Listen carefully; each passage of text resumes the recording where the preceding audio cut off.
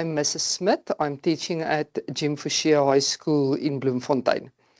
I really want to break open this part for you because you experience this as a very difficult topic, but it's not that difficult as long as you can sort the formulas, because usually the question that I get here is, no ma'am, I don't know which formula to use. So I've made you a summary. And if you really study hard, you must take this summary and do this before you start even with the question. So maybe in the inside of your exam book, you just sort these formulas, because if you look at the information sheet, then you get confused. Okay, let's start with work, energy, and power. Now, the easy way to explain this to you is when you get cold and you rub your hands together. There you've explained the whole topic, because putting your hands together and rubbing them, that is work done.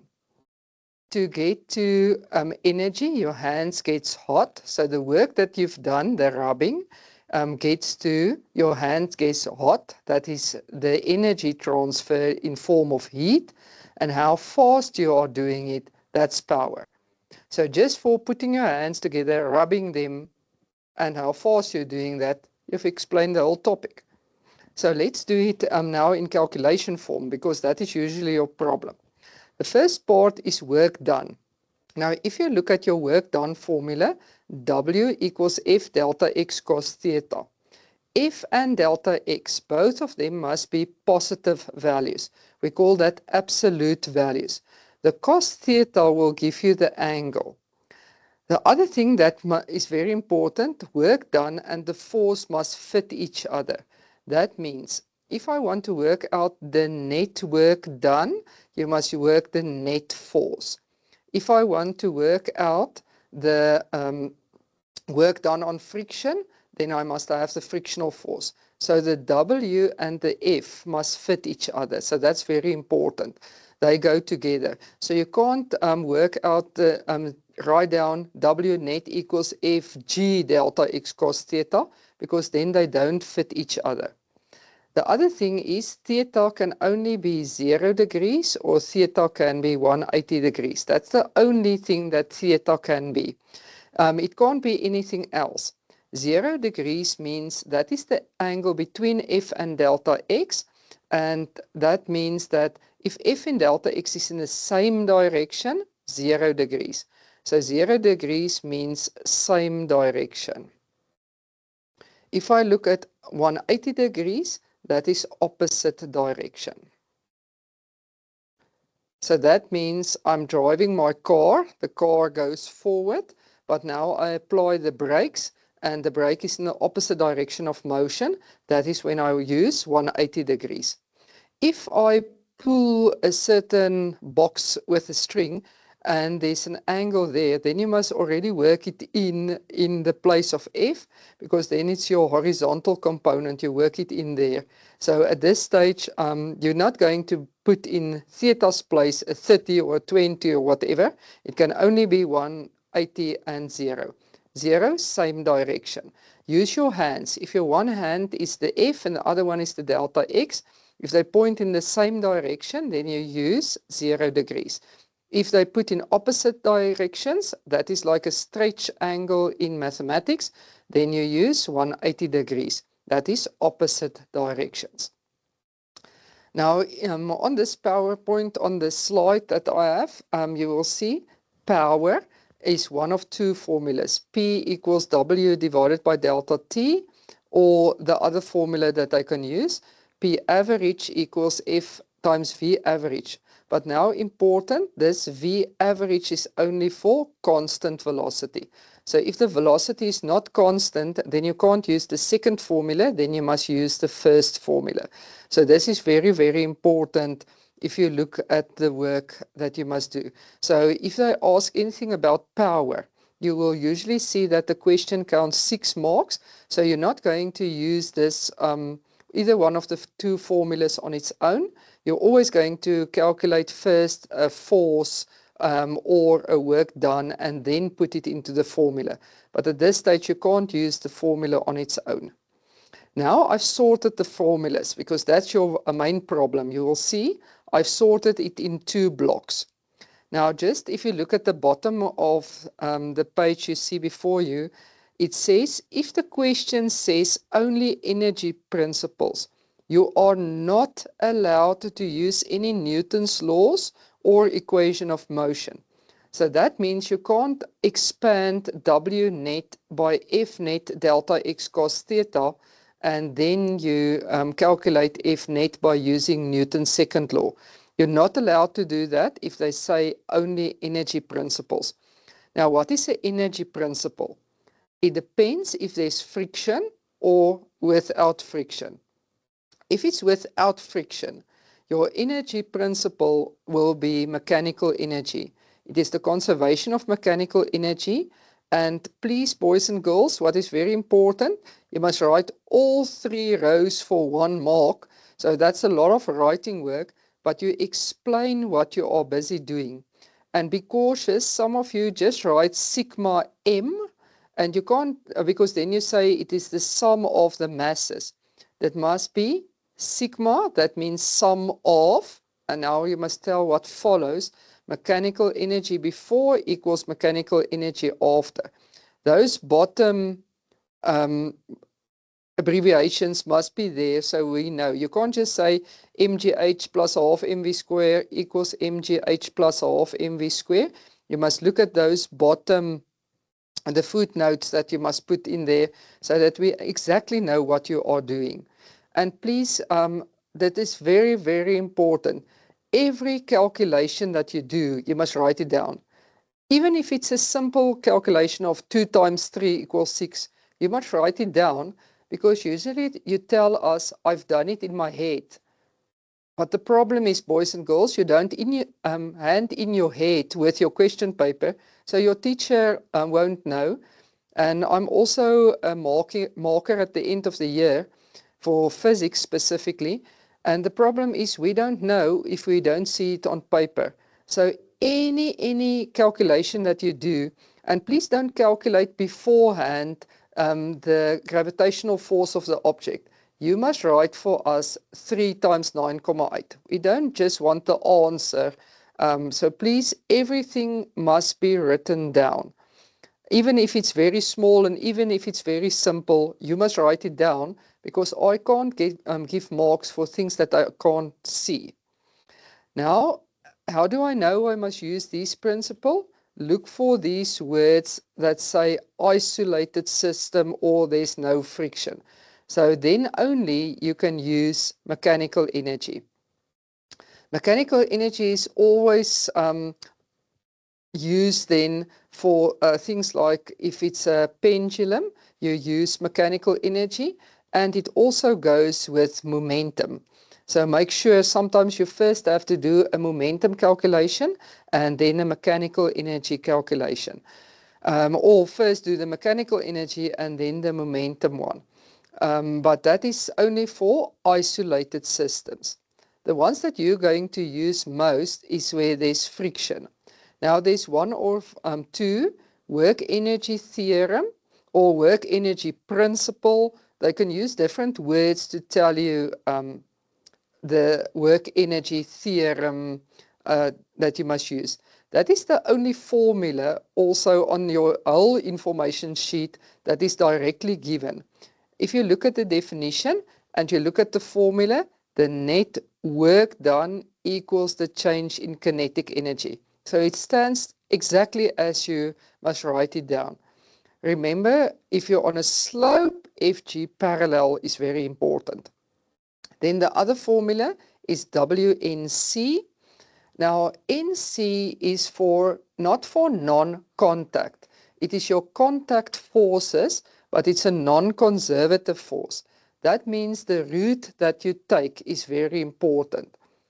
It's like if you have gravitational force, the route doesn't make sense to use it. It's just m times g. So if you run up and down the stairs of the school building or you jump from the top down, your Fg remains m times g. The problem is just when you hit the ground, there's going to be some injuries, but from a physics point of view, mg is mg. So the path doesn't make sense and it mustn't make a difference. So that is only your conservative forces. So you have two conservative forces. It is called Fg and Fg parallel. Then most of the other ones are all your NCs, but NC doesn't stand for non-contact, it stands for non-conservative, but it is your contact forces. That is, for example, friction, the applied force, tension. And now if you look at these formulas, there's a delta inside. If you draw that triangle called the delta means it is a change in, and then you must subtract values. Sigma means you must add values. And the other important thing that you must remember, that energy is always a scalar value. So you can't give negative energy. And be cautious of words like you lose energy. You don't lose energy, you transfer energy from one object to another. So the formulas that you're going to use mostly is the ones that's in the right-hand block that's now on your screen. So now we sorted the formulas, and now we must use the formulas, because the most difficult part now is usually choosing the formula. So if they say use the work energy principle, then it's great, because then it means you know which formula to use. Otherwise, you usually struggle with the formulas that you're going to use. Now, on the questions that I've decided on, you're going to see I'm first going to do all the equal number of the questions there, and then we're going to continue with the uneven numbers. So I'm first going to start with all the even numbers. So we're going to show you the question, and then I'm going to explain to you how we're going to actually attack the question and to get to the answers. And boys and girls, please remember that in physics we talk about an isolated system, but in chemistry we talk about a closed system. Now, what is the difference? I thought it was synonyms with each other. It's not really synonyms, it's very technical, but for an isolated system, you can not exchange materials and you cannot exchange energy with the outside world. But in chemistry, there you exchange the different ones. You exchange the not materials or matter, but you can do exchange energy with the outside world, and that we call exo and endothermic reactions. So for physics, it's an isolated system, but for chemistry, it's a closed system. You must just, if you work out older question papers, you will see that on the memo, they still took it as synonyms, but it's not synonyms anymore. They change it. So just make sure you have the correct copy of your examination guidelines and that they change everything to an isolated system. Okay, let's look at question number 2. A rescue helicopter is stationary. It means it is hanging, and that already means forces are in equilibrium. So now I take you back to grade 11, first term. It's the equilibrium forces. So that means all the forces up must be equal to all the forces down, and all the forces to the left must be equal to all the forces to the right. So that's the first important thing. A rescue helicopter is stationary above a soldier. The soldier of mass 80 kilogram is lifted vertically upwards through a height of 20 meters. Okay, now you see it's not on your picture. I'm going to put it in on my picture. So there's a height of 20 meters by a cable. And now important words. Do you see there? It says constant speed. Okay, immediately, if they say constant speed, then delta EK is 0. Please, EK is not 0, but delta EK is 0, because you must subtract the the same values from each other. So delta EK equals 0. The tension in the cable is 460 Newton. So F cable or F applied force is 960 Newtons. The tension in the cable is 960 Newtons. And now a very important thing there, assume that there is no sideways motion during the lift.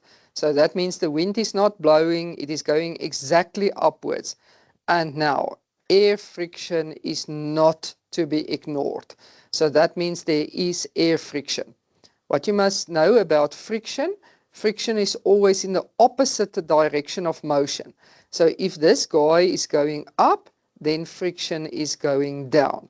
So already the earth is attracting him downwards, and there will also be friction Fk downwards because this guy is going up.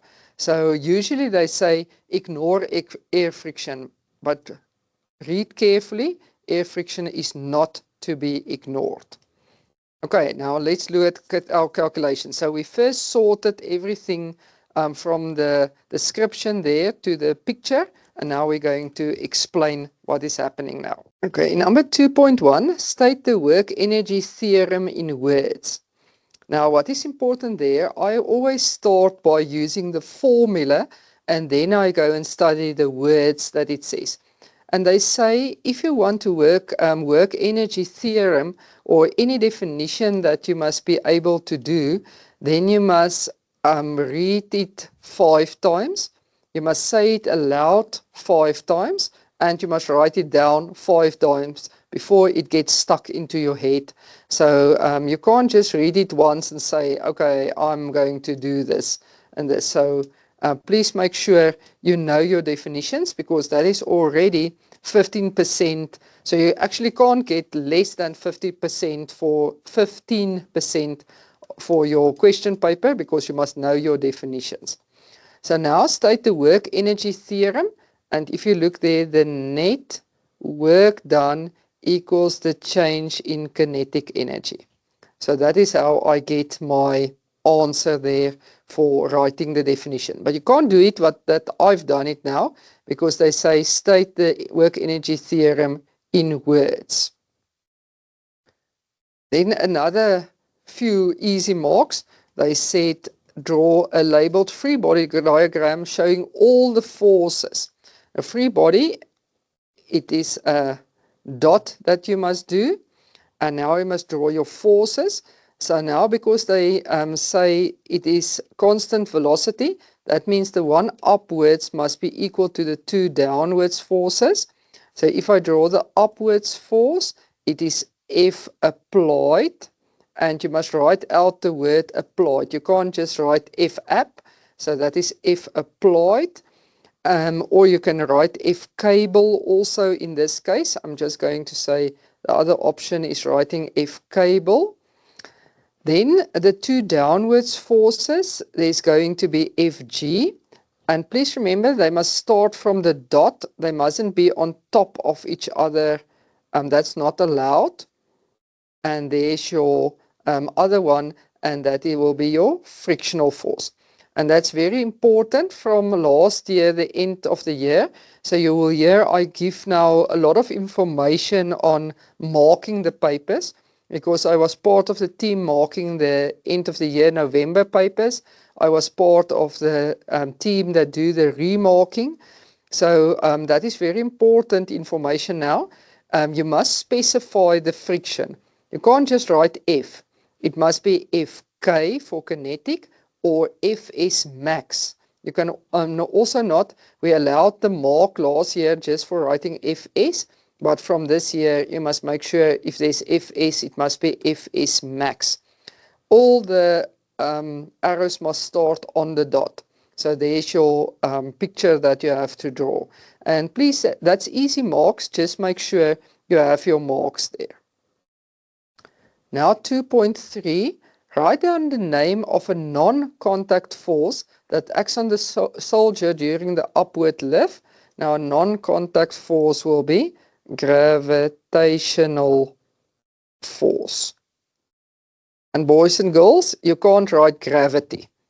So that must be followed by force or acceleration, gravitational force, gravitational acceleration. So in this case, you have force there. So please, gravity is not the answer.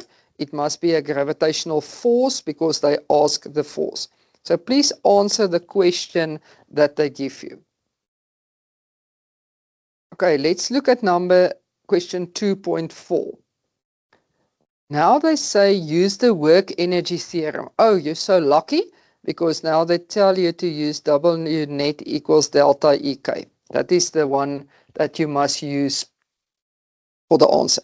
Now you can make abbreviations of how to get to the answer and W net. But you will see that I don't like to expand W net by F net delta X cos theta. Now, why do I don't want to do it? I don't want to teach you something and say, oh, only in this specific situation it counts, but if you change the situation, it's not counting anymore. So that is what I want to try and say. You can't just use it sometimes. I want something that is always there. So I'm going to rather expand it by using energies and work done than doing Newton now with this. So I'm going to expand this, and if I look at my picture, there will be W applied plus W friction plus WG, and that will be, in this case, 0. Now, why the 0? Because delta EK equals 0 because it is a constant velocity. Okay, so if I do things like this, writing in another color pen, that means that this is now just for your explanation. You're not going to do it in the exam, but I'm just using it for you to explain what is happening. Okay, now I'm going to expand everyone again because I have applied, so I'm going to say it's F applied delta X cos theta. So you see that formula that I started with this morning. So I'm going to expand everyone by using my F delta X cos theta formula plus, but they ask, calculate the work done on the soldier by friction. Now, work done by friction, I'm just going to keep it as WK. That's my friction. I'm not going to expand it because they asked the work done by friction. So that's why I'm keeping it that. The other one, they didn't say work done, so FG delta X cos theta, and that equals 0. Okay, now I've only done my calculation, my formula. Now I must do the rest of the calculation.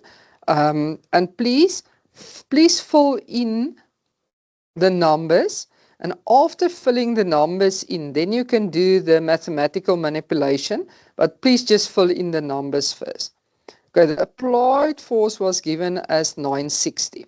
They set a height of 20 meters. Now, in this case, the applied force is upwards, and he's taking the man upwards, so they're both in the same direction. It's going to be cos 0 degrees. I'm keeping WK as WK. Oh, sorry, that must be a plus sign. Then FG is M times G. I'm going to write 80 times 9,8. So 80 times 9,8 is FG's value. Then I must still delta X, which is 20, and then cos 180 degrees. Why 180? Because it's going up, but the force is down. I'm just going to make little arrows for you, again in a red pen. So that means you're not going to put it in your exam paper. It's just to help you. The force is up and the 20 is upwards. That is why it is cos 0. But now, in this case, the gravitational force is down.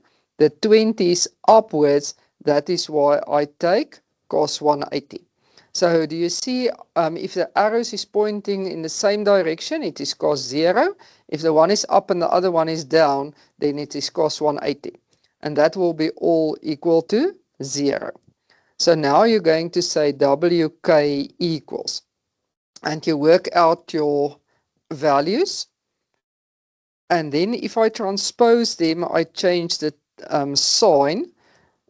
So if I take this one, it will be a negative value. I take it to the other side, or the mathematics people will tell you it's negative on the left side. You add the same number on both sides. Then you get 15680. And then minus, and it's 960 times 20, 19200. Okay, so that was positive on this side. If I take it to the other side, it becomes a negative. And then if I subtract the two values from each other, I get a negative 3520 joules. It's friction. Okay, it's not good to say it is lost due to friction. It was transferred into energy of friction. So write it as a positive value, not with the direction, but with energy transferred. So that means it was transferred into energy. So he actually moved the particles in the air, and then they became a little hotter by 3,520 joules of energy. But you don't have to say energy transferred into what, but the negative value can't stay there. It must be a positive value because energy is a scalar unit. Okay, so there I answered my question. Use the work energy theorem. So please, you must start with the correct formula, and you can't start with the one formula and then in the middle you change it now to another formula, because they say from the start work with the work energy principle. So that's the only formula that you're going to use, and then I expand it and I expand it again. So you're going to expand more than once. And then you only start filling in the numbers, and then you do your maths further on. So if you get to this type of questions usually count 5 marks. And if you can just get up to here, you already got 4 out of 5. So please don't leave the question open. Rather attempt the question, because then you can get 1 or 2 marks. And that will be maybe the 1 or the 2 marks you either need to pass or for a distinction. So please don't leave the question open, rather attempt it, because then we can give you marks for writing something. But also remember, you can't just write as a formula and there's no substitution, because then you don't get the marks, because you have to do a substitution to get any marks for a formula.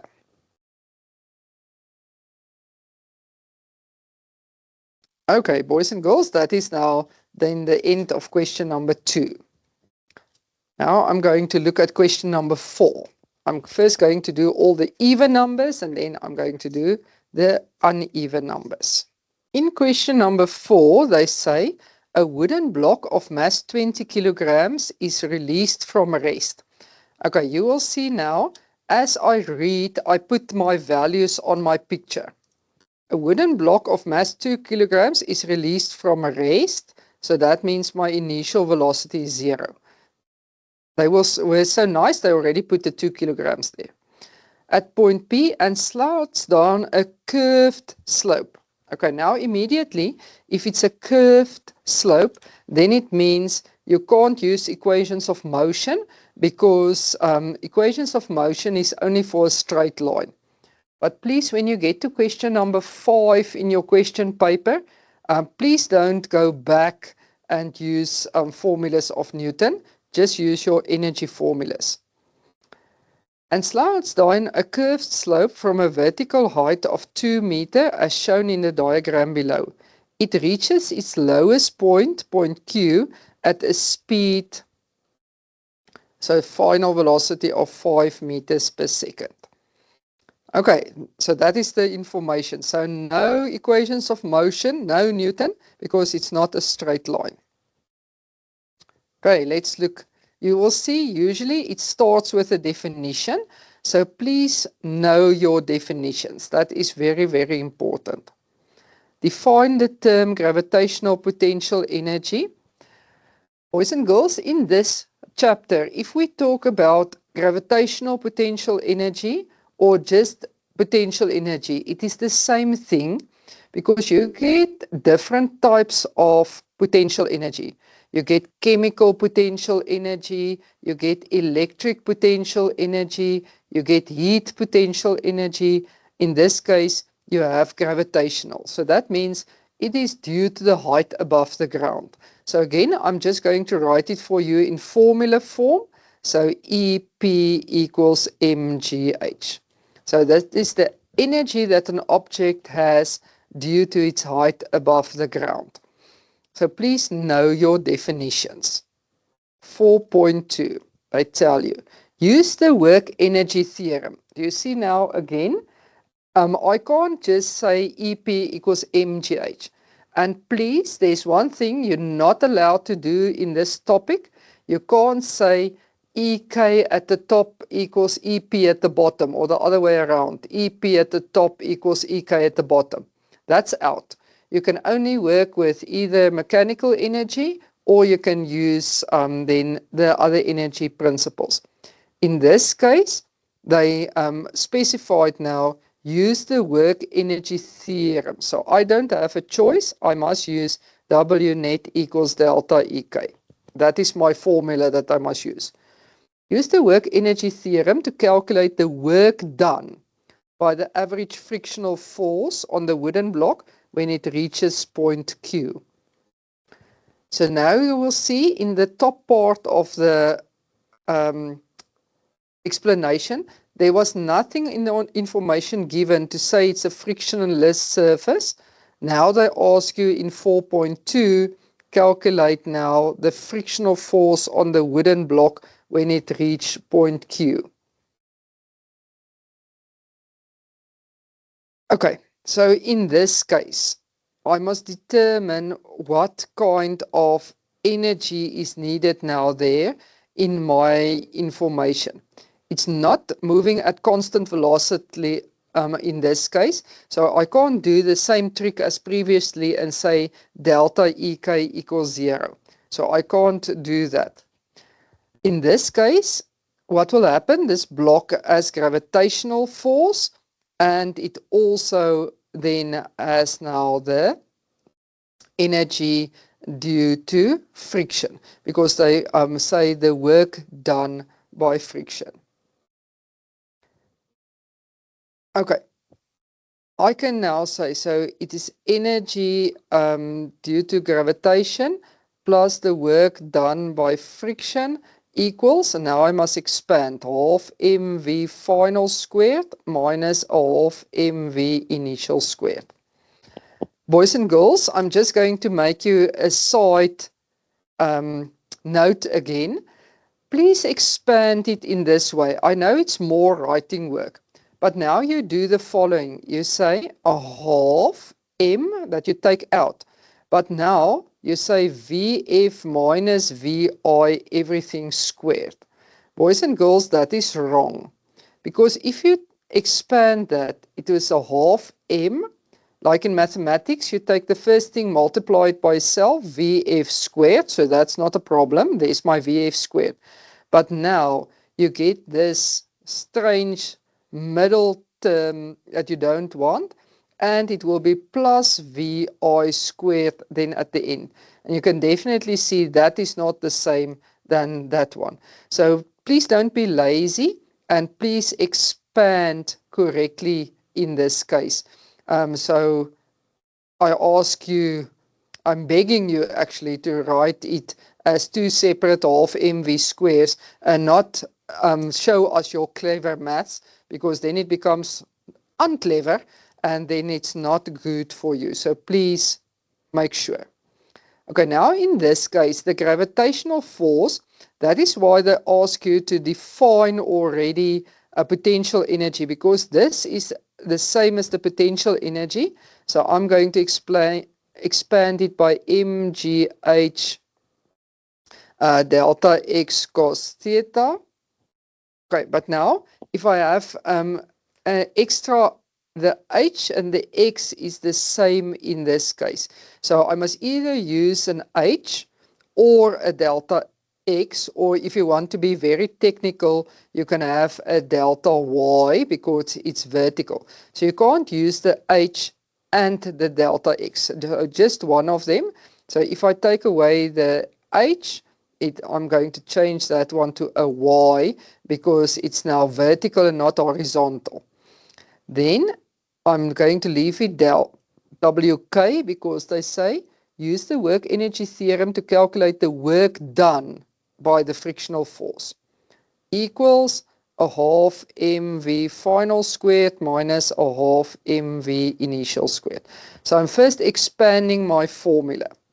Now I get to the mass. The mass is 2 times 9,8. The vertical height is 2 cos. Now this one is downwards because m times g is my gravitational force. It is down. The block is going down.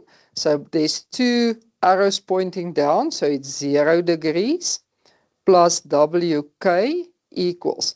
Now, according to my picture, this will be a half times 2 times 5 squared minus 0. Because the initial velocity, it started from rest, so the initial velocity was 0. So now if I do my calculation, I get a half times 2, which is 1. So I get 25 there. If I 5 squared is 25. If I get this one, it is 2 times 9,8 times 2. And I transpose it, so it's negative 39,2. And then I get a value of negative 14,2 joules. Again, it is friction. So what must I do with it? I'm just going to write it 14,2 joule energy transferred. So I don't leave it as a negative because I transferred it. So the block slided down, and in that process of sliding, it becomes a little hotter by 14,2, but I can't actually do anything with it, but it became a little hotter. Boys and girls, we can't always say you lose energy or it's useless energy. You know, in a COVID time, there were people in the Netherlands that sit there and they were busy working at this computer center. They were allowed to work during COVID time. And then their service became hot, and then they used air cons to cool it down again. But then they invented a process to take this useless energy of the service that's getting hot. They got a way of doing the opposite, and they take this useless energy and they powered a building across the street from them. It was an apartment building. They powered their geysers for 24 hours a day by the useless energy that they have, that they must get rid of, and then they powered it on the front. So you can make plans, and that is the type of people we want, the engineers, people that can get a problem around the problem and solve it and help other people again. So don't always talk about this is useless, we're not going to use it anywhere. Somewhere you're going to use it. You must just think of that clever solution for that. Okay, so 4.3. Is mechanical energy conserved while the wooden block slides down the slope? Give a reason for your answer. Boys and girls, they first ask a question. So you must say yes or no. If you don't know in physical science, the answer is usually no. Because otherwise I wouldn't have asked that question. So the answer is no, and then you must explain it. Please don't go and explain first and then say, oh yeah, the answer is no. So Do it in the order that they ask. Is mechanical energy conserved while the wooden block slides down the slope? The answer will be no. Now they ask why not. Give a reason for your answer. There is a frictional force is present. So as soon as there is frictional forces, it's not an isolated system anymore, and then you can't conserve mechanical energy, because mechanical energy is only conserved in an isolated system. That means there must be no friction. Now they say the wooden block collides. Okay, as soon as it collides, that means momentum. Do you see, I just say the word collision and then I know I must get to momentum. So the wooden block collides with a stationary crate. So that means the crate is standing still of mass 9 kilogram at point Q. So I'm at this, where I take my picture for you again. The wooden block collides with the stationary crate of mass. So there the block comes. There's my 2 kilogram block. So that 5 meters per second, I just want to write it. That is the one of the block. I'm just going to make a B for the block and a C for the crate. Otherwise, we're going to get confused. The wooden block collides with a stationary. So that means initial velocity of 0. Do you see now they've used different words? At rest means standing still. Stationary means standing still. Of mass 9 kilogram at point Q. After the collision, the crate moves to the right at 1 meter per second. So there's my crate. It moves to the right at 1 meters per second. Okay, so now we have some new information here. Calculate the magnitude of the velocity of the wooden block immediately after the collision. Okay, now we get different types of collisions in momentum, but in this case, it is a type 1 collision. That means you have two things before the collision and you have two things after the collision. Okay, you will hear that I sometimes just explain everything in plain English, not always science language, because sometimes you don't understand the science language, but in plain English, there were two things before, there were two things after. Now momentum, sigma, and that must be there. Pi equals sigma Pf. And sigma means the sum of, so you must add them together. Boys and girls, just now, this is just a technical thing. I'm going to write it again. This one, if there's sharp corners, there's sharp edges on the right-hand side. This is called sigma, which is the sum of. If you make it round like that, that is epsilon. And that doesn't have a meaning for us. So that is Greek letters. So please don't make it round like that. That is for EMK, we use epsilon, but we don't use it here. So just make sure you have sharp edges there. The same with mechanical energy. So if you want to say adding it, it must have sharp edges, not round like that.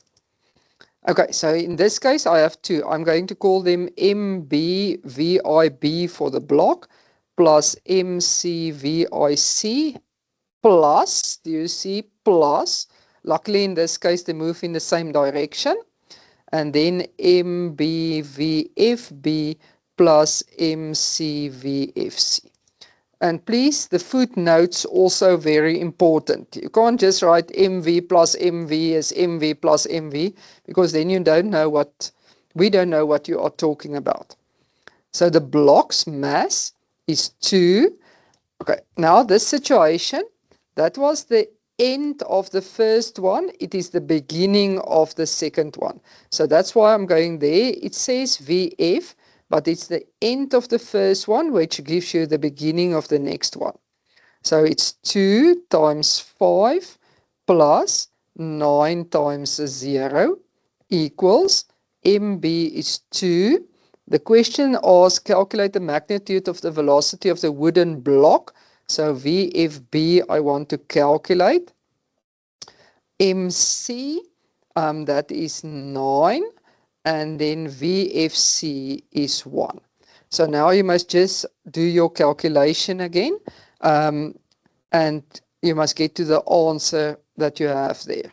So if you look at your answer here, you will have 10, okay, plus 0, minus 9 from the other side. It gives you 2 VFB. Now 1 equals 2 VFB. I divide by 2 on both sides, and 1 divided by 2 is 0.5 meters per second. And please read carefully. They say calculate the magnitude of. So I'm not going to write a direction because they just asked the magnitude for you. They didn't ask calculate the velocity. Then I need a direction. But remember, a magnitude can only be a positive number. So if the answer were negative, then you're just going to write it down as a positive value. Okay, 4.4.2. The total kinetic energy of the system before the collision is 25 joules. Use a calculation to show that the collision between the wooden block and the crate is inelastic. Now, boys and girls, for that, what you must do there is that you must do it separately. You calculate the EK before separately, you calculate the EK after separately, and then you make a decision. You can't say they are equal from the start. You must calculate them separately. So I'm just going to write down sigma EK before, it's 25 joules. That was given. The total kinetic energy of the system before is 25 joules. So now I'm going to do the calculation for after. So I'm going to say sigma EK final.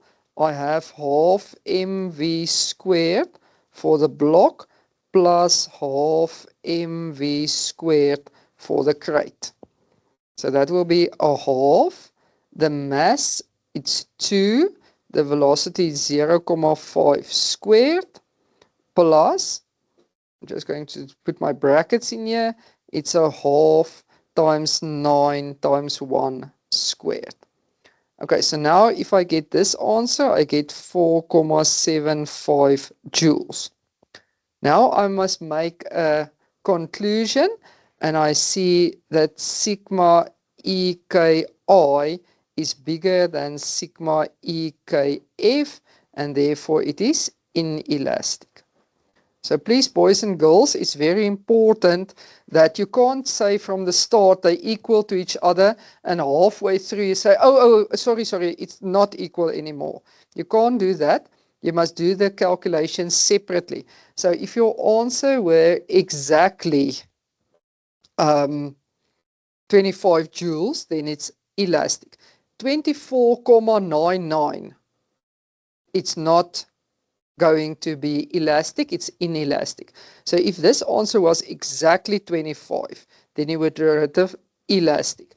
But now, luckily, they also say it's inelastic, so that means the two answers must differ from each other.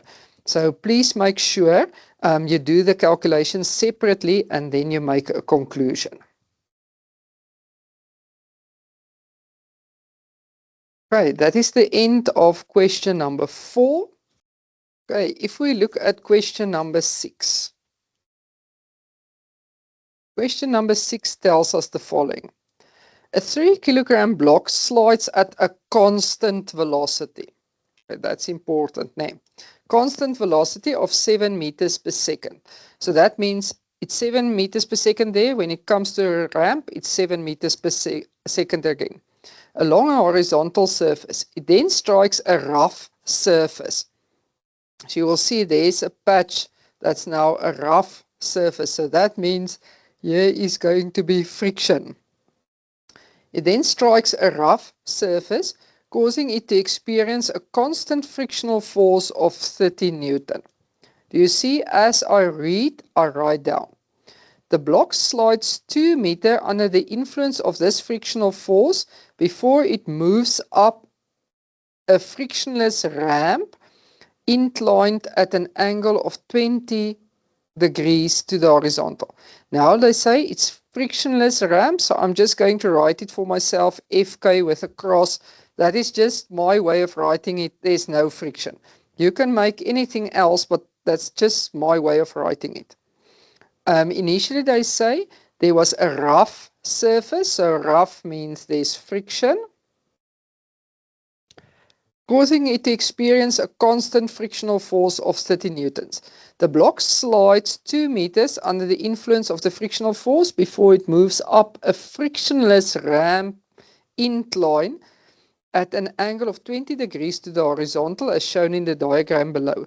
The block moves a distance d up the ramp for it to come to rest. So my final velocity will be 0. So I first sort out my lot of information.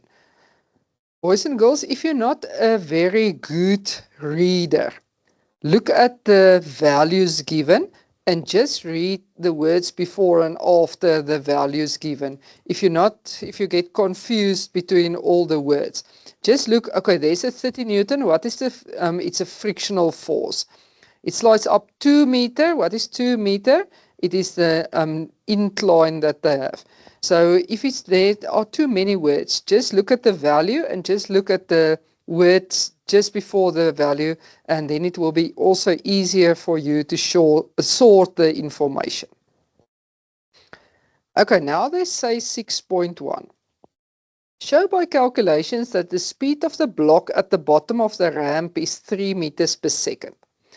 Okay, if they ask you a question like this, and in 6.1, you can't get the answer of 3 meters per second.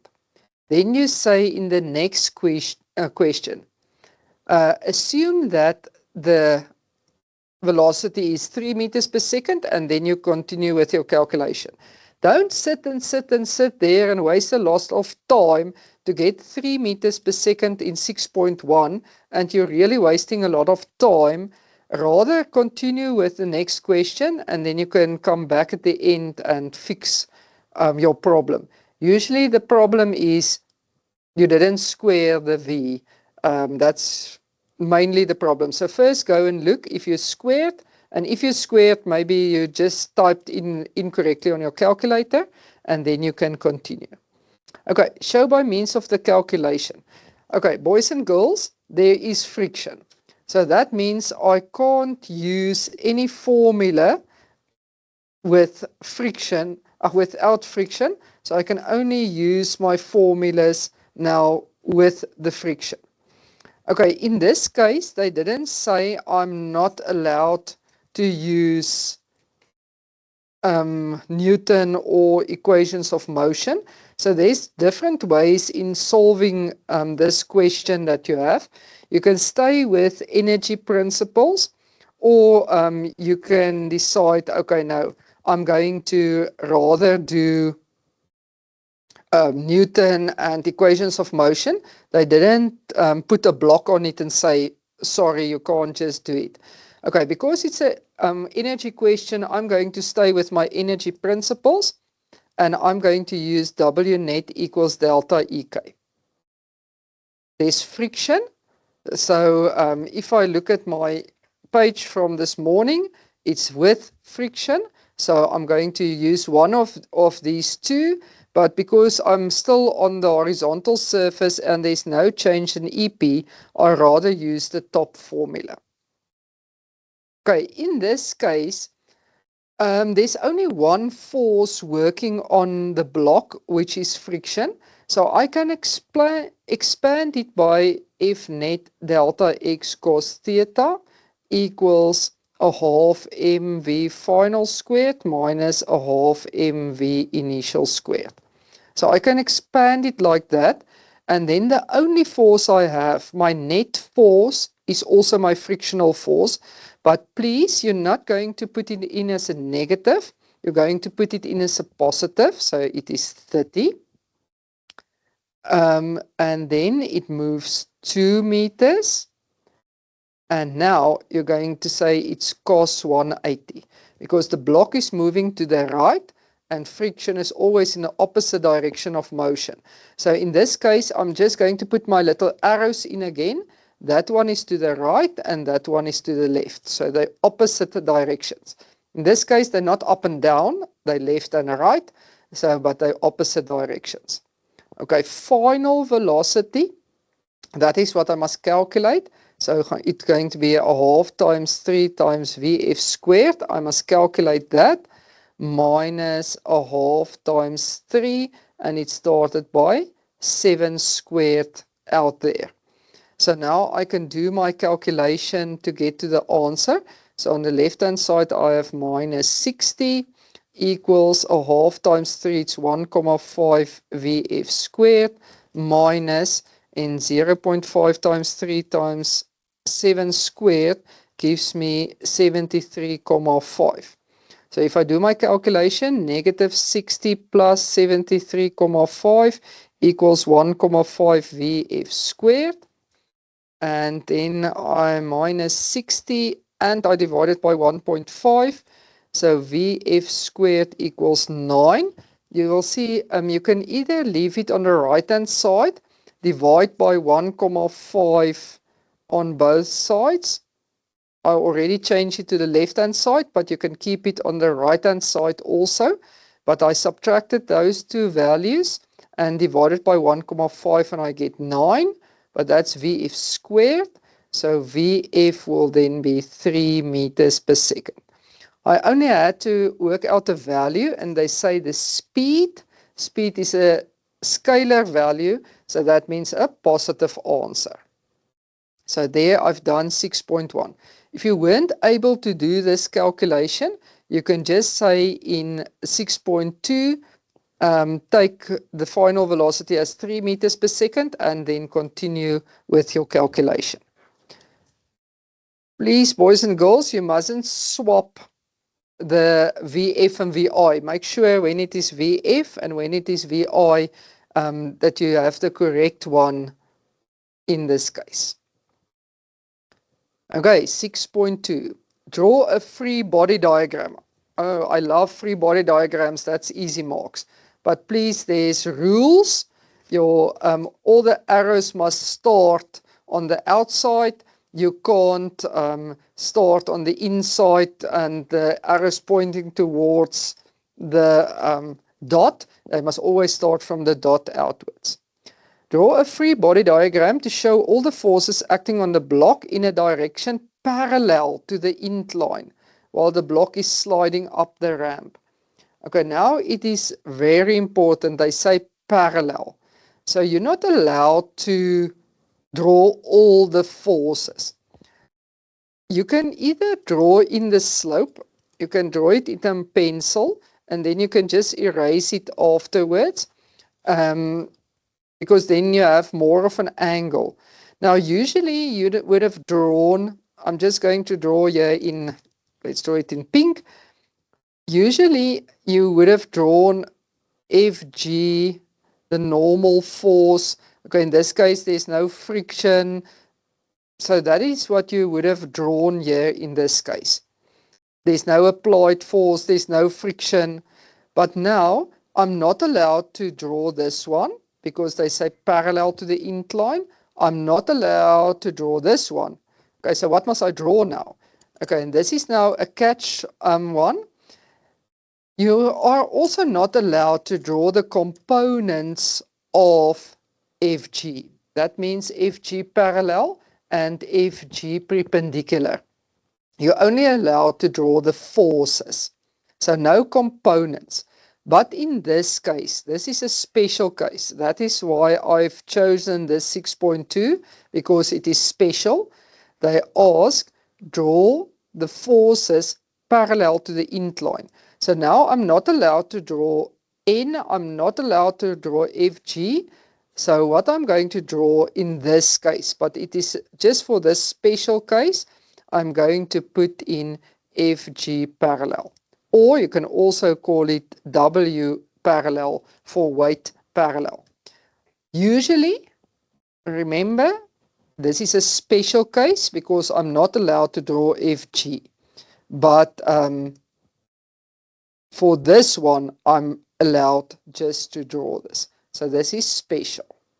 That's why I've chosen this question. Actually, not for the rest of the question, just for this 6.2. But now they ask, calculate the distance d the block slides up the ramp. Okay, there's no friction.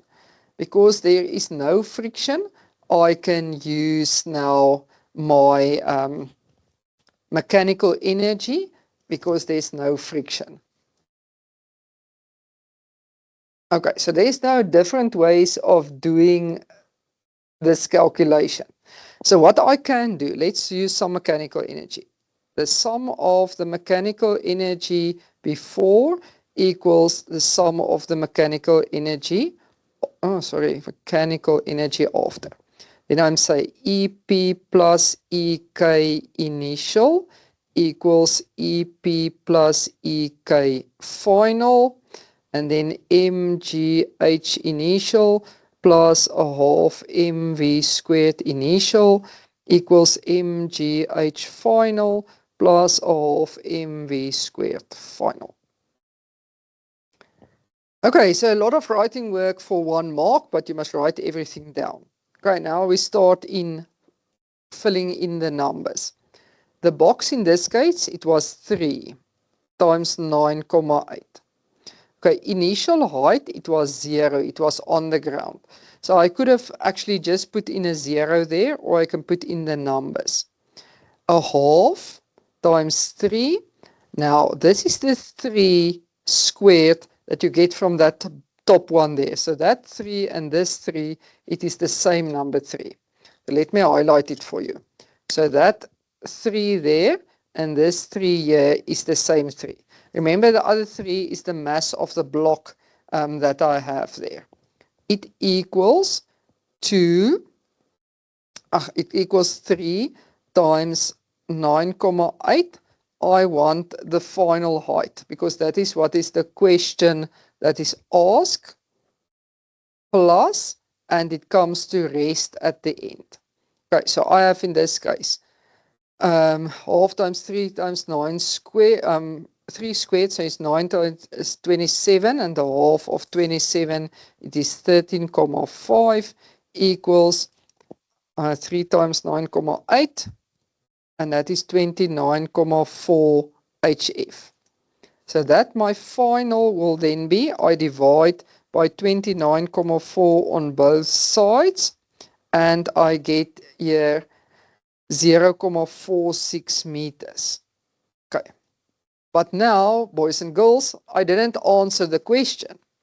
Because what did I get?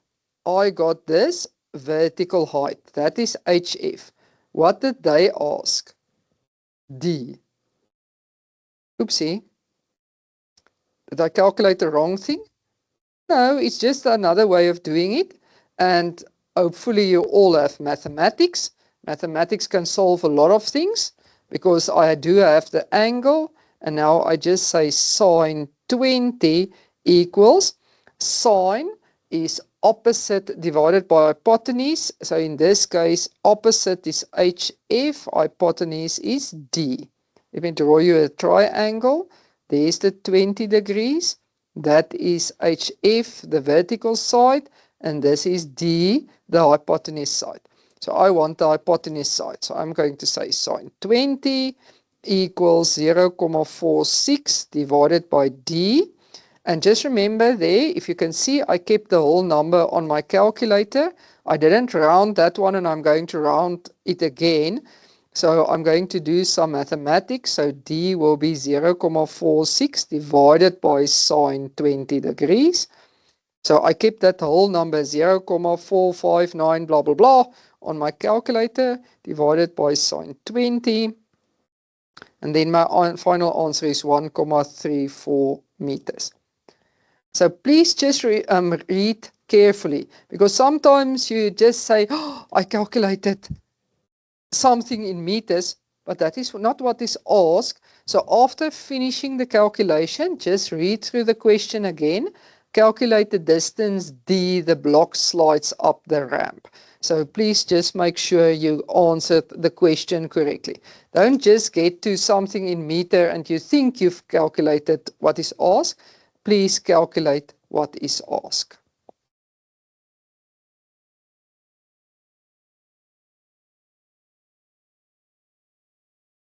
Okay, boys and girls. I'm just going to differ a little. In this case, I'm going to do question 7 now because this is a special one. I told you initially I'm just going to do the even numbers, but I want to do question 7 for you because this is also a special case.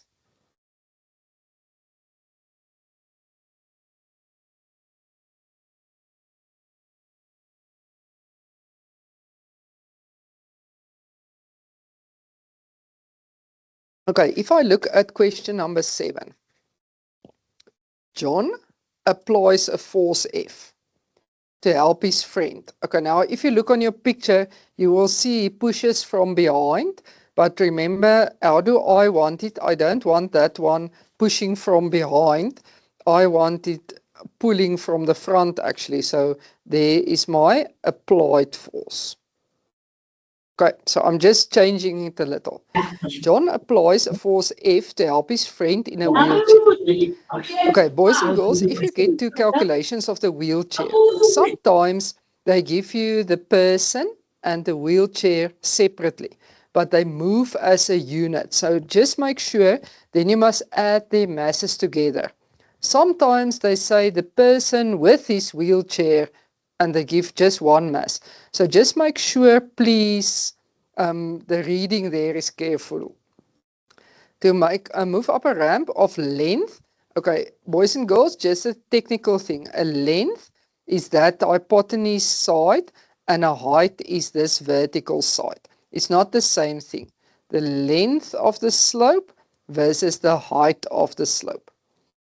And the vertical height of 1,5 meter as shown in the diagram below. The combined mass, do you see now they combined it? The combined mass of his friend and the wheelchair equals 120 kilogram. The frictional force between the wheels of the wheelchair and the surface is 50 Newton. Okay, friction always on the opposite direction. Friction is not always down the slope. It is in the opposite direction of motion. But because he pushes him up, the friction will be down.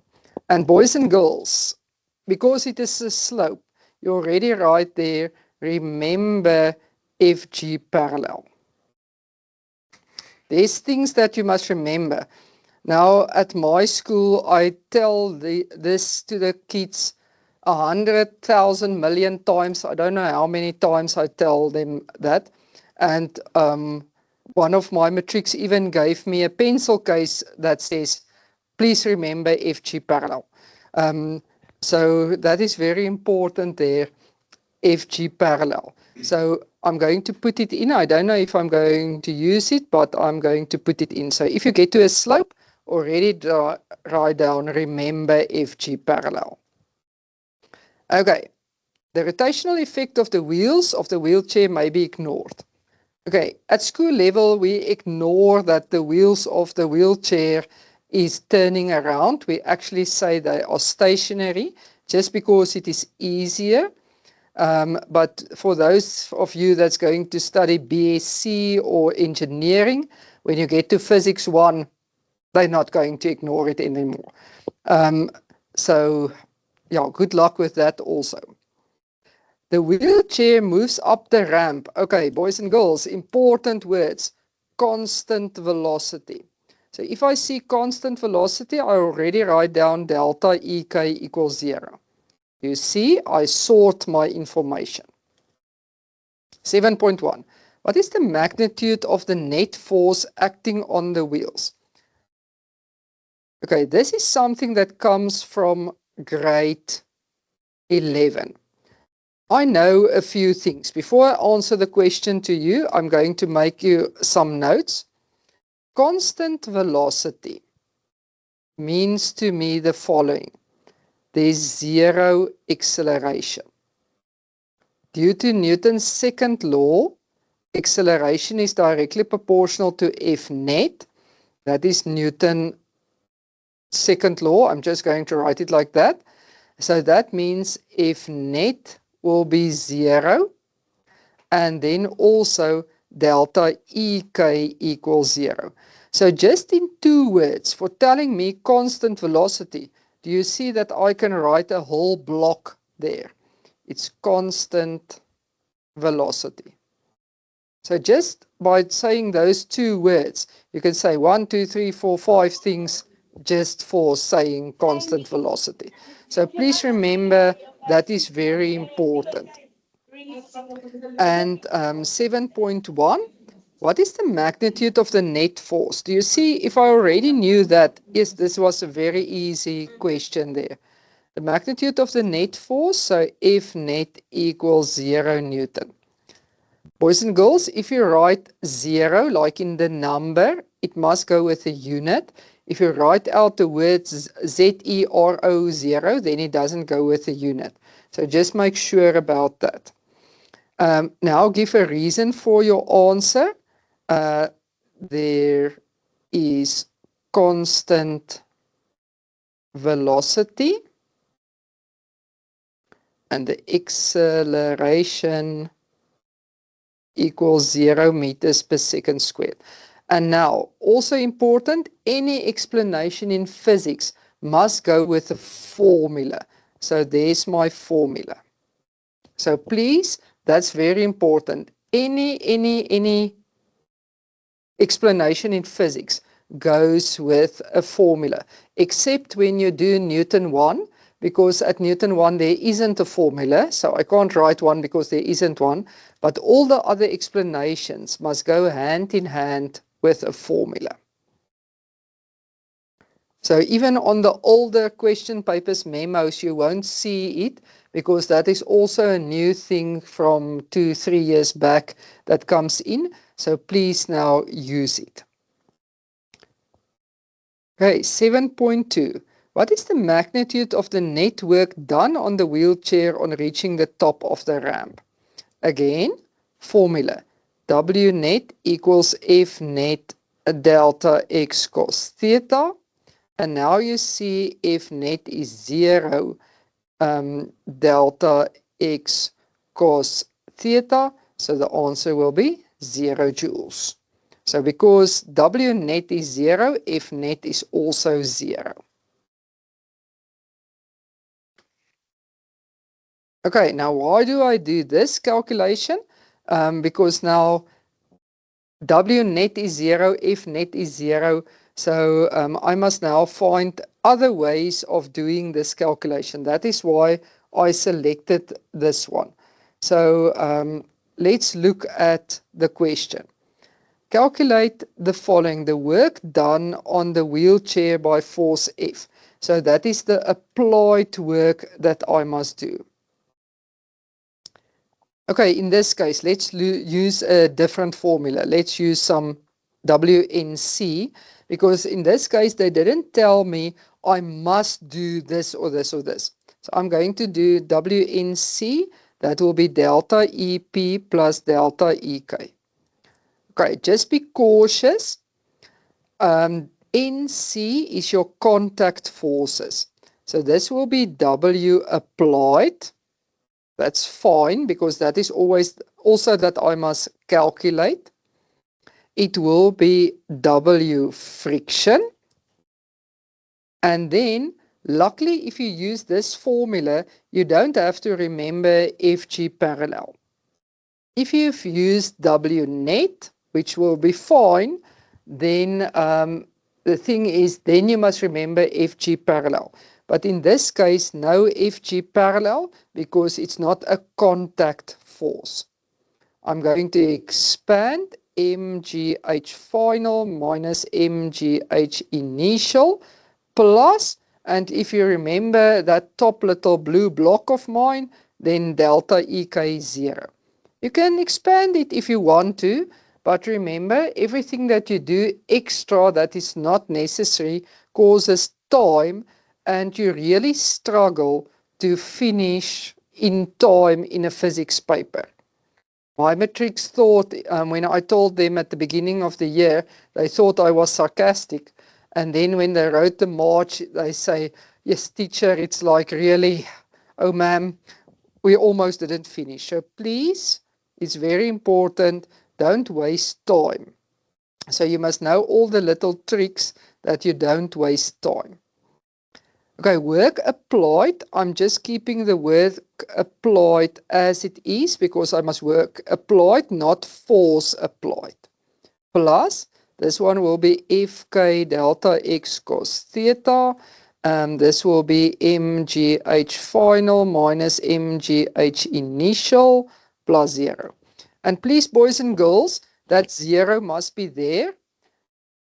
The physics people like myself, oh, we are very nice. We actually give you a mark for writing a nothing. But that nothing must be there to get the mark. You can't just write an empty space and then I must give you a mark. That's not like it. So please write down the zeros. 0 counts marks. You won't believe it, but in physics, 0 counts marks. W applied. Plus. Okay, if K was given, they tell you there, let me see, the frictional force was 50. Delta X is now the length of the slope, so it's times 10, and it will be cos. E is moving up the slope, but the friction is down the slope, so it's cos 180 equals my final height. It's 120 times 9,8 times 1,5 minus 0. You don't have to write that plus 0 again from the top because you already obtained the mark for that. So in this case, I've just substituted mgh final, and then the initial will be 0 because he started on the ground. Now, if I calculate W applied here, I say it will be 120 times 9,8 times 1.5, which is 1764 plus, and from the other side, it was negative because of the 180, so it would have been negative 500, so it comes to this side, so it's plus 500, and then you get 2264 joules. That is work done on the wheelchair by force F. 7.3.2. Now they ask me the magnitude of force F exerted on the wheelchair by N. Now they want the applied force. So W applied equals F applied delta X cos theta. 2264 equals, I want F applied, and then 10 cos. Okay, so now if I look at that, F applied is up the slope, he moves up the slope, so it will be cos 0. My arrows point in the same direction, and then it's cos 0. So now if I do the calculation, I just divide by 10 on both sides, and it will be 226,4, but it's now in Newton. So boys and girls, the most difficult thing here is you must just look at your directions and make sure. Okay, that's the end of question number 7. We're going to do question number 8 now.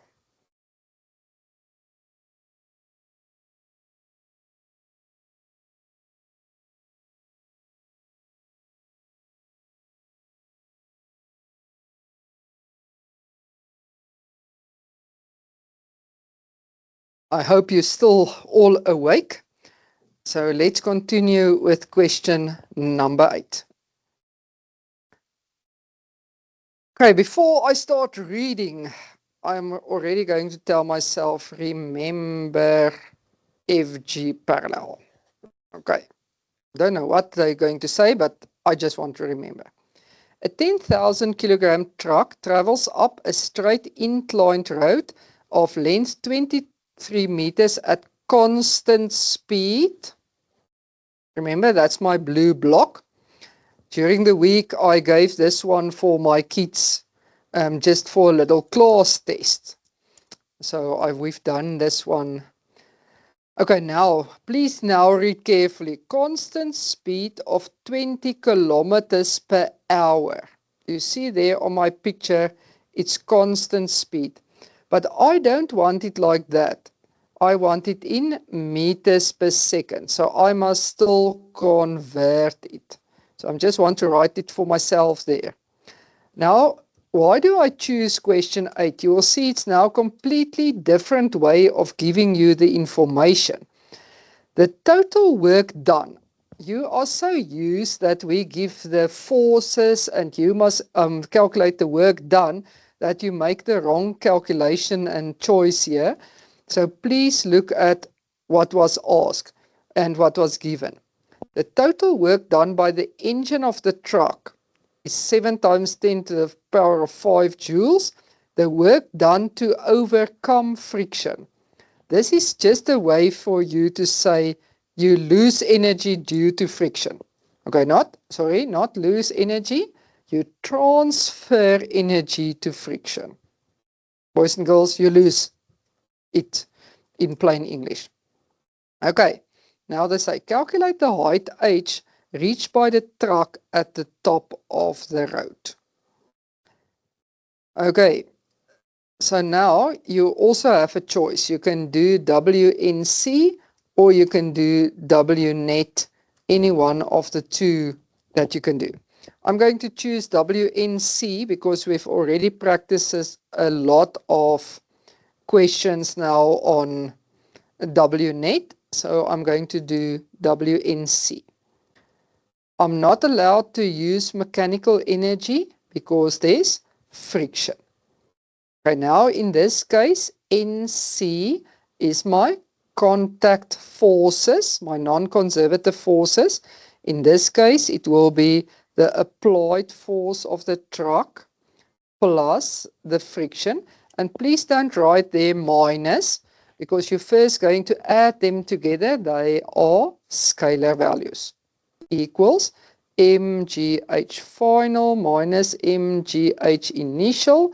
And I'm so lucky that delta EK is 0 again, because they say constant speed.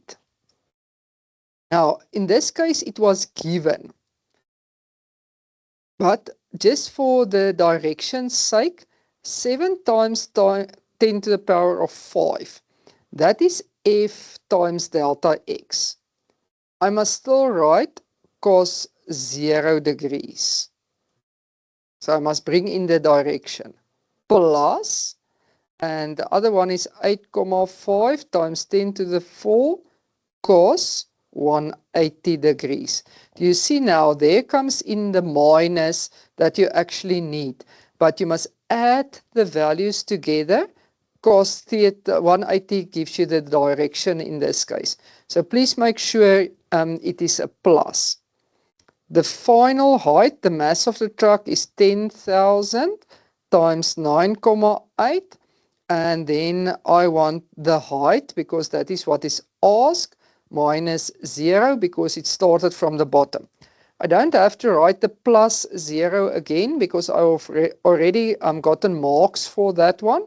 So I'm just going to write the minus 0, because this is mgh final, that is mgh initial value. So now if I do the calculation, I'm actually subtracting those two values from each other, and then I get the answer of 6,28 meters.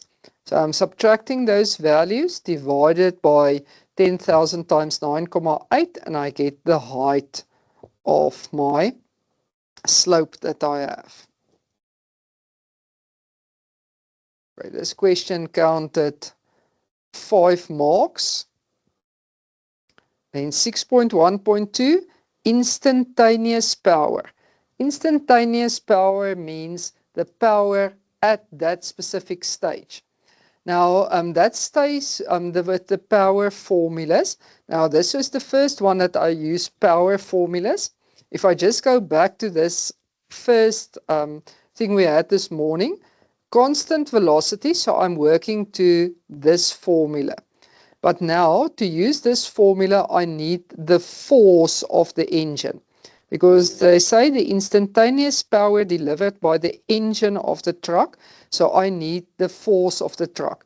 Now this one, you will see, for a specific reason, I took out the marks that it counts. But in this case, you must know it counts 6 marks, and that means I must do 2 calculations. So I'm first going to say W applied, or if you don't want to write applied, you can write W engine if you want to, and F applied delta X cos theta. So that means those two must fit each other. I do have this one. It is 7 times 10 to the power of 5. Now, in this case, I'm not going to subtract the friction because they just asked the engine. It is not the net, it's just the engine. So just the engine's value, and then F applied delta X was then 23 meters cos, and it will be 0 degrees. So now I'm working out F applied, and you will see that it is a rounded number.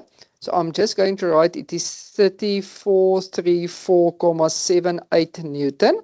I write it down just rounding it to 2 digits, but I don't round it finally. I can only round my final answer. So I keep that value on my information, on my calculator. And now I say P average, it's F times V average, and I get to the F, it is 3434,78. Okay, now boys and girls, I have a problem. 20 kilometers per hour. Oopsie, I need it as meters per second. Please show us how you get that calculation. So 20 kilometers per hour means 20 kilometers in 1 hour. Okay, kilo means it is in the place of 3 zeros. You know it from the movies when they say, oh, you must pay a 10K ransom fee for this one. So K means it's in a place of 1,000.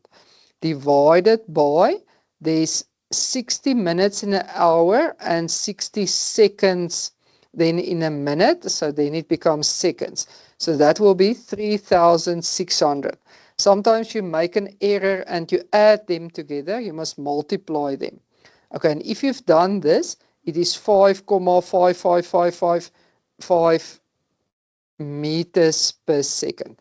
So I'm also keeping that whole number on my calculator.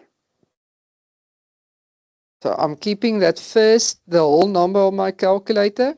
And if you can't know how to keep the number, you can times by 20,000 divided by 3,600. And then, please, if you go into the 100,000s, you must write us it in scientific notation. We don't want to count all those numbers. And then you make a small error, and then it means it makes a big problem for you, because then your answer is wrong because you've left out one of the numbers. So rather write it in scientific notation. So it's 1,69 times 10 to the power of 5 watt. You measure power in watts. So you see, for 6 marks, there was a lot of things that you had to do here. So it was 1, 2. Okay, I don't give an answer here because I give an answer when you put it into there. So now I give it for, there is a multiplication, but you make that one correct, 5,5, and don't use the 20, and then the answer. Okay, last one for question 8. 8.2, arrestor beds. are constructed as a safety measure to allow trucks to come to rest when their brakes fail while going downhill. Now, boys and girls, if you have an arrestor bed, it looks like if you do long jump in athletics, it is that pit with a lot of sand in it, and you get it on the downhill side of a mountain. Now, why is it there?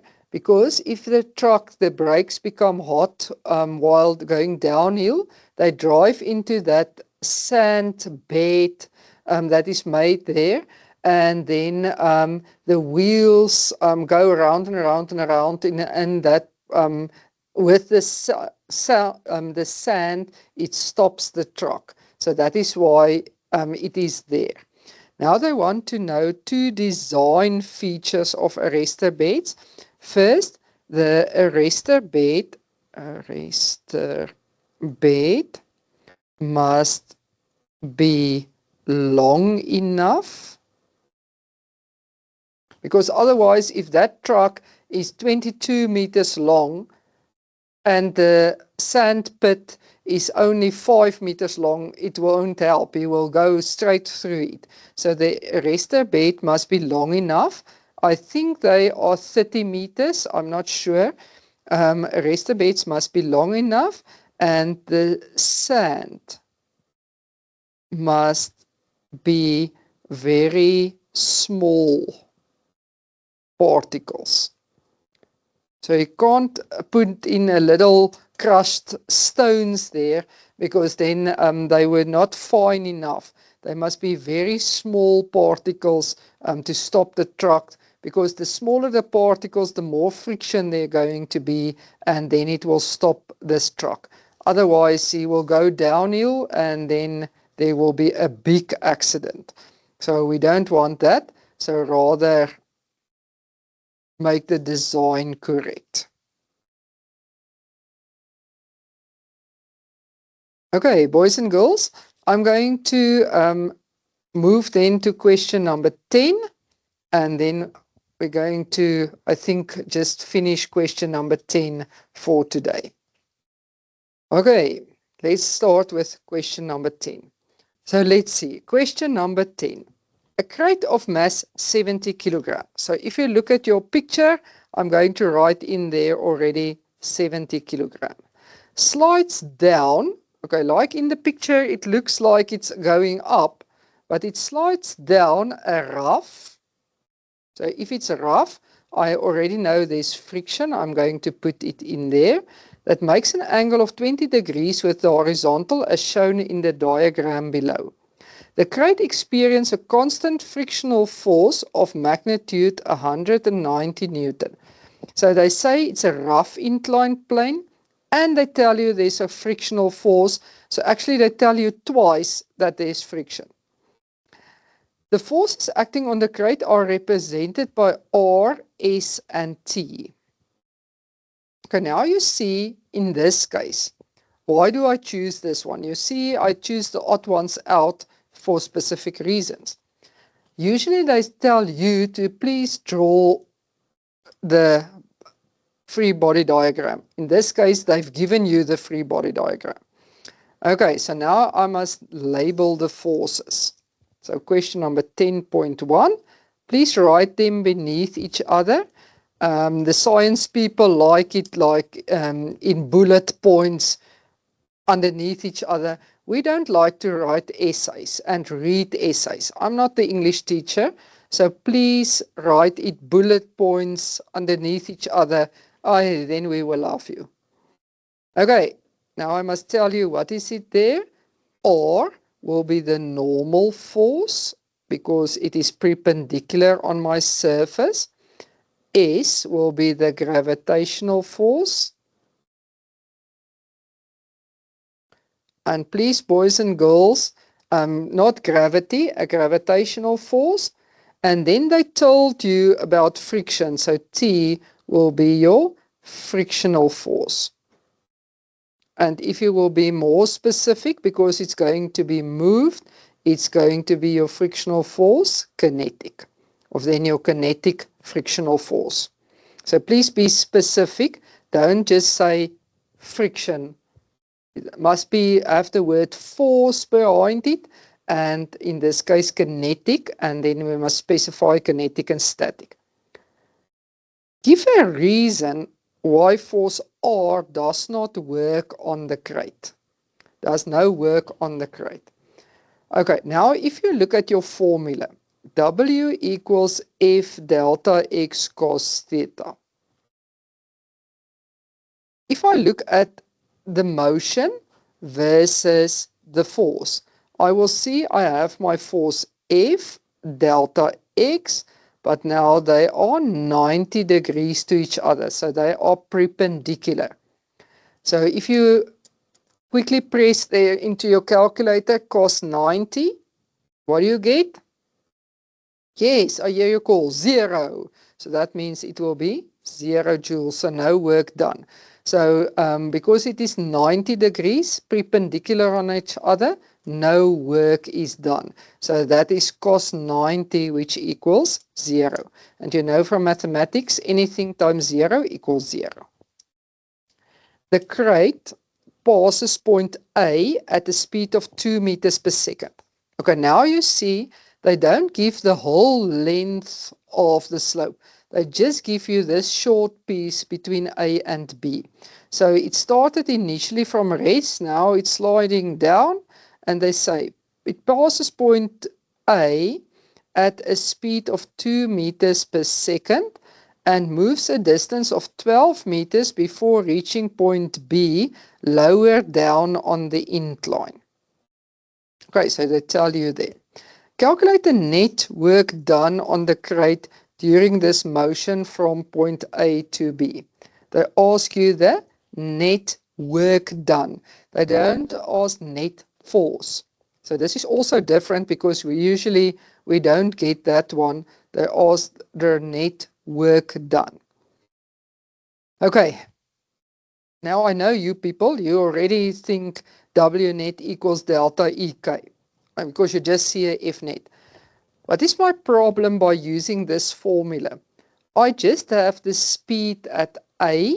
I don't have the speed at B at this stage.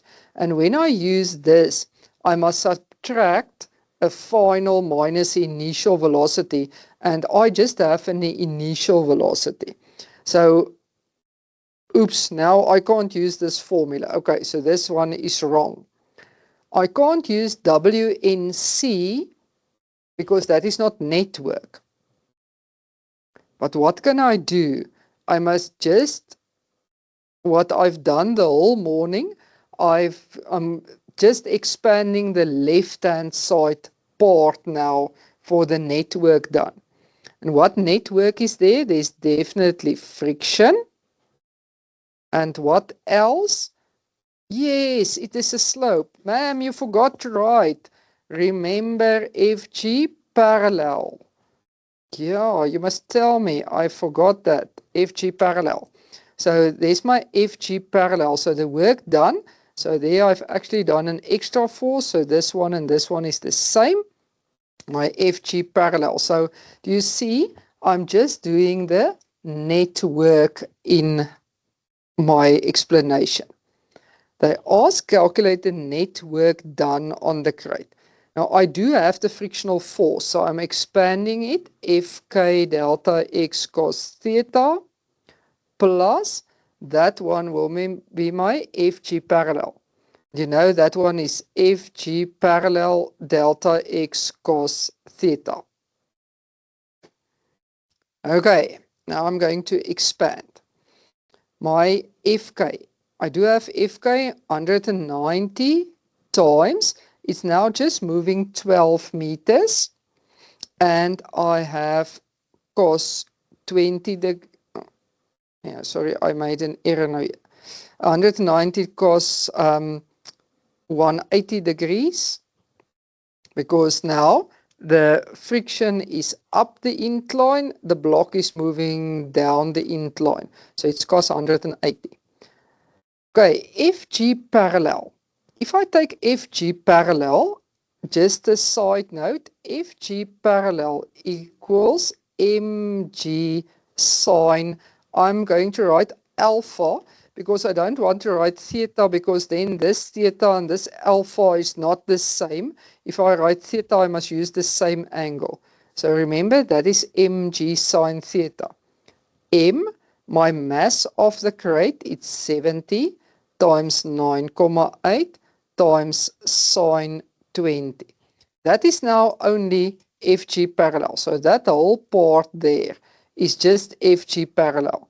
Then you must remember there must be a delta X, which is 12. And then this one, another color, it goes down, and this one goes down. So it will be cos 0 degrees. So you see why I don't want to use theta, because then the 20 and the 0 doesn't make sense. So I must have them as separate values there. So now I calculate W net there. It will be 190 times 12 times cos 180, which makes it a negative. And then I will add to that 70 minus 90,8 times sine 20 times 12.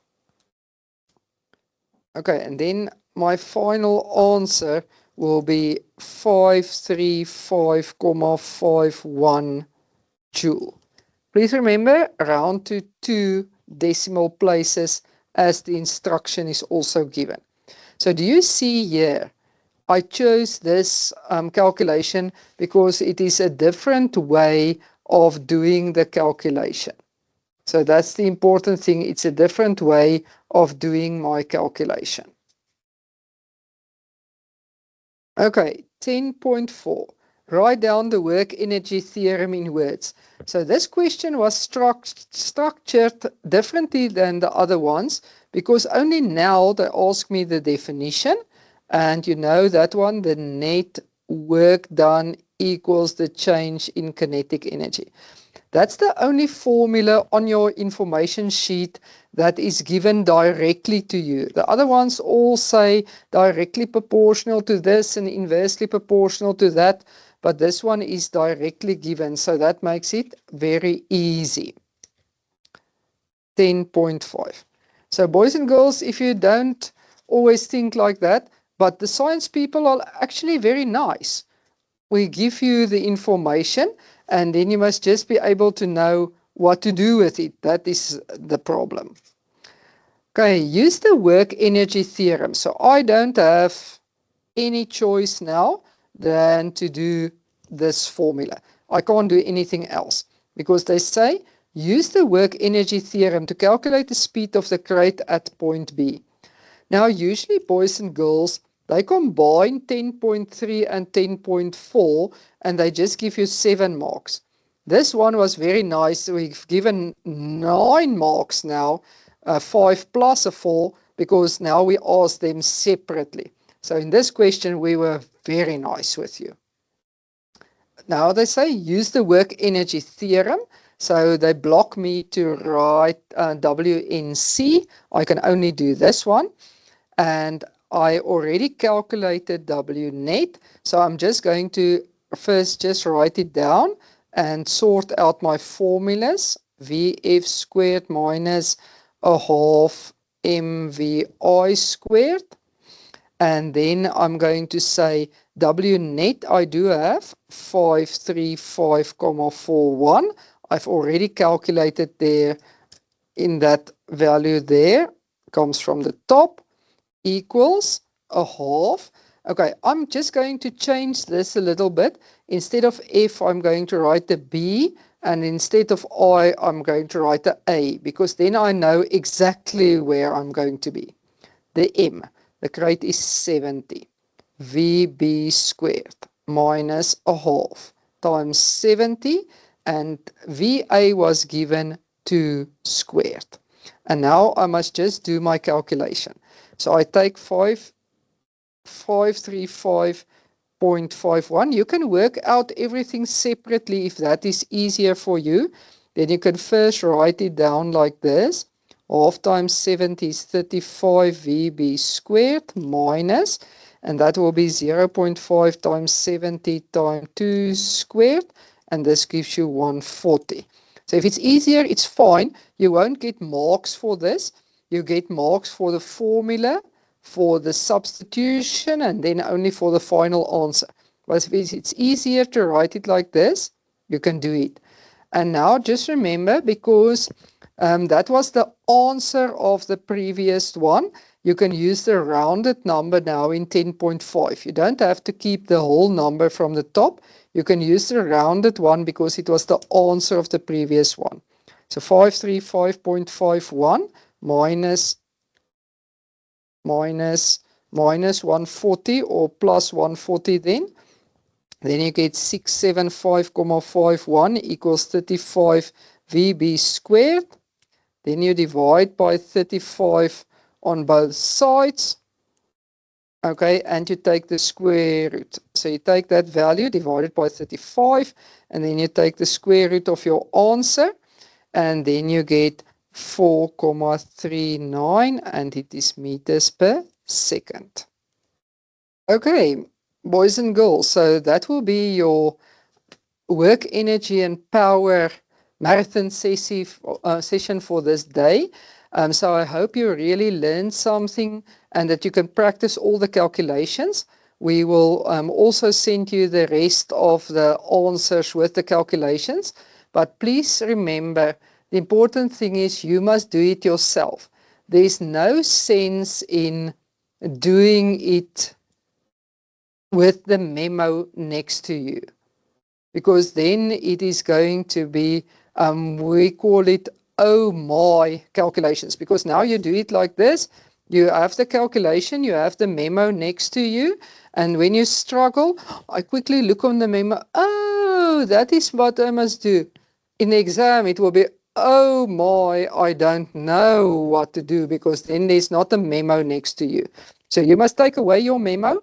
You must practice the calculation. You must look on the memo. Oh no, I didn't get the answer. Okay, draw a line through it and start over again.